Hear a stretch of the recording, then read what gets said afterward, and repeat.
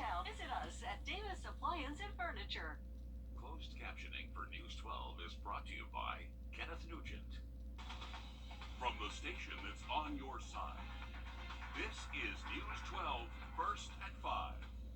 We start with a live look over the medical district. It is sunny today with just a small chance for showers coming up this evening. Sunny and hot out there, but coming up tomorrow, we do have the chance for some storms. First Alert meteorologist Anthony Carpino is tracking that for us right now. Yeah, guys, we will have that potential for those storms through portions of tomorrow afternoon, mainly tomorrow evening as a cold front runs into the sea breeze, especially in some of those southern counties. For now, we are nice and dry. Here's a view over Beach Island. Lots of sunshine there. It is warm. Temperatures are into the low to mid 90s here in Augusta, right around 94 degrees. But fortunately, the humidity is a little bit lower. Dew points are into the upper 50s and low 60s, so the heat index values really aren't that high. So some good news there. Not quite the summer heat that we're used to. 94 degrees currently in Evans, and seeing in the low 90s places like Millen, but 97 is the current temperature out there in Sylvania. As we continue on through the rest of this evening, we'll see those temperatures falling out of the mid and upper 90s, eventually into the lower 90s as we get closer to about 7 o'clock this evening, right around 92 degrees with mostly sunny skies. And as we go through this evening, we'll keep an eye on these line of showers off to our north, even some stronger thunderstorms in portions of the northern sections of Georgia, the upstate of South Carolina. But right now, we are nice and dry here in the CS area. A few of those scattered showers just off to our west as well. And as we go through portions of this evening, a few isolated showers isn't going to be ruled out. More chances of showers and storms as we go through portions of tomorrow afternoon. We'll talk more about that coming up in about 10 minutes, guys. Anthony, thank you. South Carolina. So we'll be watching and we will keep you updated about any potential plans.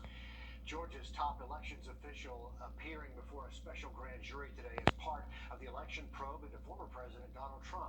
Secretary of State Brad Raffensperger summoned to the Fulton County Courthouse where the jury's been meeting.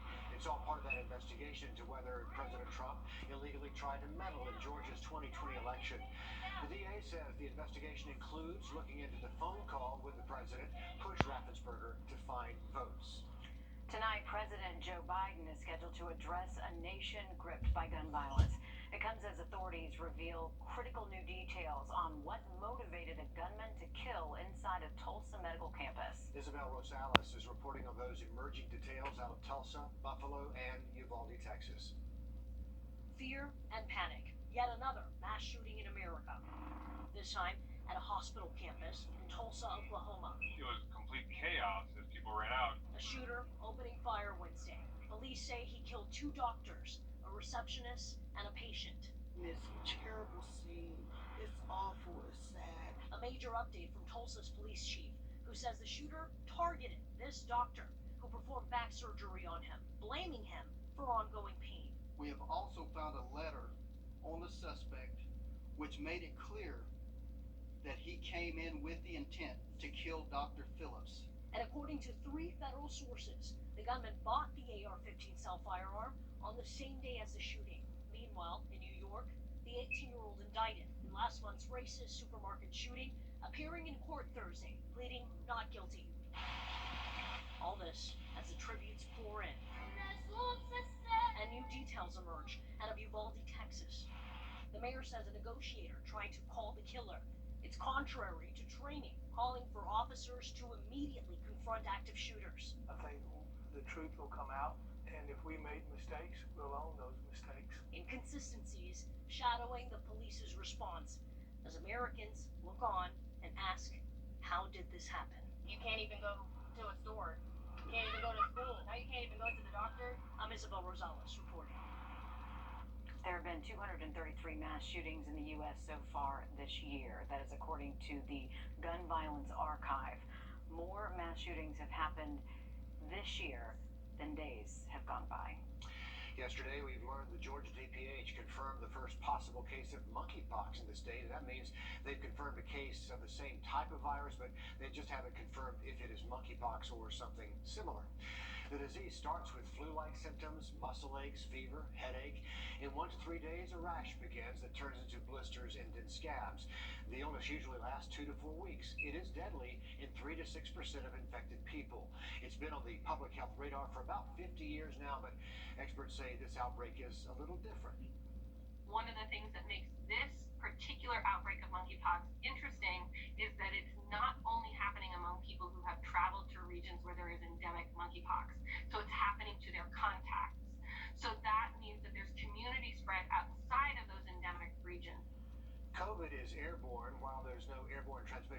monkeypox. The young man in Atlanta who's being monitored now had been traveling internationally. Check it out. A U-Haul crashes into an Atlanta home. The whole thing caught on video. The driver and passenger ran away from the scene, and the couple who lives in the house, they're just left there with all the damage.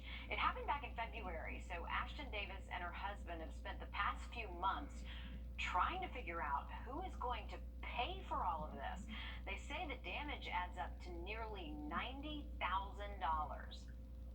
Definitely not what you'd expect to happen when you're out of the country on your honeymoon. Saving up for lots of other home projects, home renovations. This was not on her list.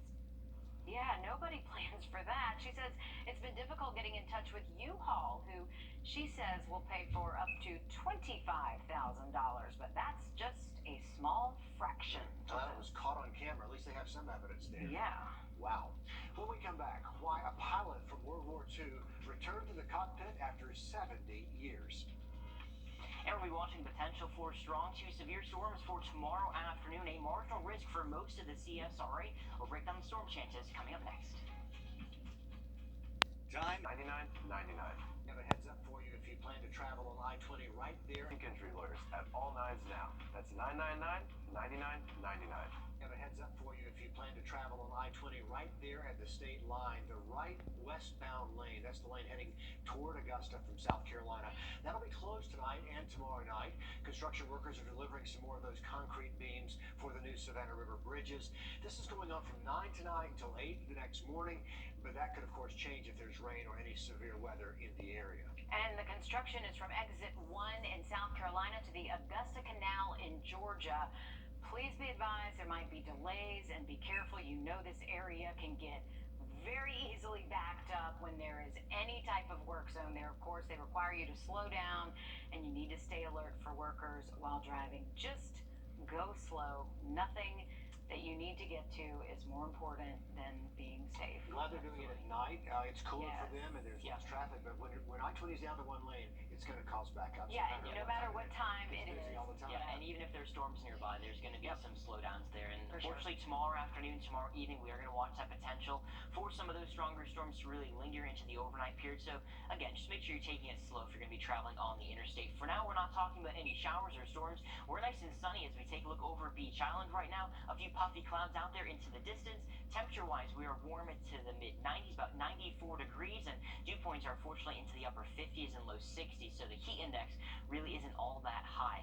But at least for us here in Augusta, we're pretty much right on with the temperature. It's a little bit warmer, feels like 97 out there in Evans, and closer to 100 it feels like if you're heading up to the lake. So a little bit sticky in a few locations. We do have a cold front that's off to our north and a few outflow boundaries out in front of that. That's with all those showers and storms that you see there, but we are dry right now in the CSRA. We do have the potential for a few lingering showers as we go through portions of this evening, maybe closer to about 8 or 9 o'clock as that first boundary moves through the CSRA. Then the cold front will move through during the day tomorrow, and as it interacts with the sea breeze tomorrow afternoon, that will really start to light up a few more scattered showers and storms, and those could help trigger a few other storms as we go through portions of tomorrow afternoon and mainly tomorrow evening. But it looks to be a little bit drier as we get closer to the upcoming weekend. Here's that chance for strong to severe weather, mainly from I-20 southward in the CSRA. The greatest impacts coming in the form of high gusty winds and maybe even some smaller hail, not going to be ruled out there. Before this evening, should be nice and dry, but warmer, sticking to the lower 90s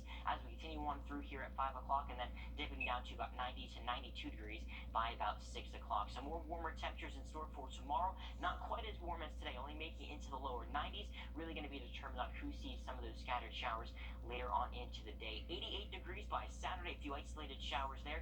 Definitely not a washout, and closer to 90 as we go through the afternoon on Sunday. I'm going to keep a close eye on the tropics, a 90% chance at development over the next 2 to 5 days. So we're going to keep an eye on Invest 91L. Very lopsided right now, but if it gets its act together, it could become our first named storm of the tropical season, and that would be Alex. Fortunately, it looks to stay south of the CSRA, so something for us to watch, just not having to worry about there.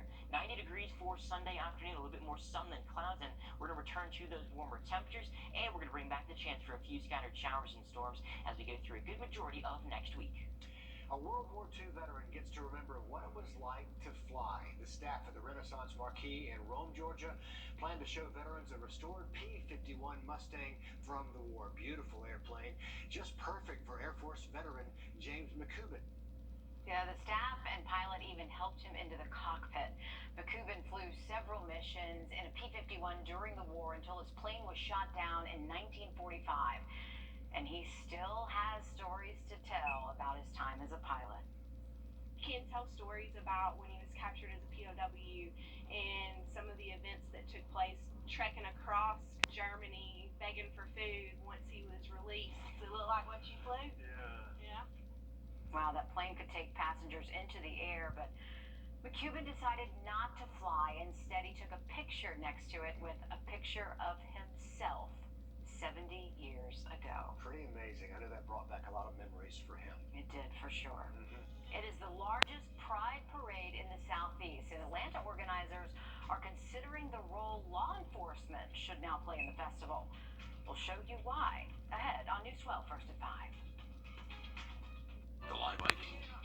June marks the beginning of Pride Month for the LGBTQ plus community, and Atlanta plans to host their Pride Parade in October this year. After the pandemic slowed down large celebrations, people are excited to celebrate again, but they're also worried about safety during the parade. Don Shipman describes their concerns from Atlanta.